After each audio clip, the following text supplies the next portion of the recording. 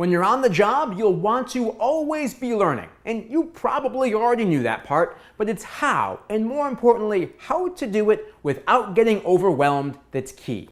Take this course for example.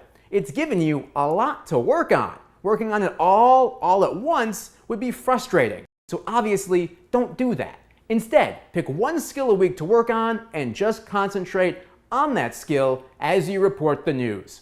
One week, it might be writing a good opening line for your package. Another week, it might be doing active interviews. Another week, it might be shooting sequence stand-ups. Some weeks, you might work on 2 skills. Just don't work on a ton of them at one time.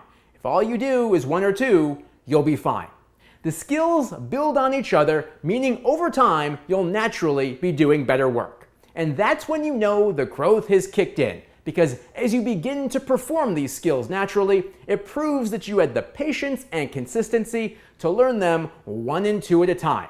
Most people fail to do that, meaning practice at all. They lose motivation to keep to the commitment of learning only after a couple of weeks after returning from a workshop. But knowing what you know now, you'll naturally be more successful than that. One more habit that I would fold into all of this is studying in advance the markets that you want to work in.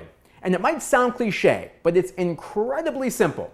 All you have to do is go to the station's website and watch their newscast if they post them, but at least if they don't do that, you'll at least find reporter packages. And even some stations include the anchor intros and live shots from the reporters, which is incredible. When I was a student and then found my first job, I'd have to wait until I went home to Chicago for the holidays to tape newscasts on VHS. I also did this when visiting family in Seattle. The reality that all I have to do nowadays is go to a station's website to see a full newscast still seems like magic, because you can see how the big markets do it without ever leaving your couch. It's something that you definitely want to do. And it also gives you some natural talking points with the news director when you're reaching out to them, asking for their critiques, how to get better, so that one day you can work for them. These really are distinctions that'll make you stand out. And as you continue your journey and you begin to have questions about this, feel free to reach out. I'll see you in the next video.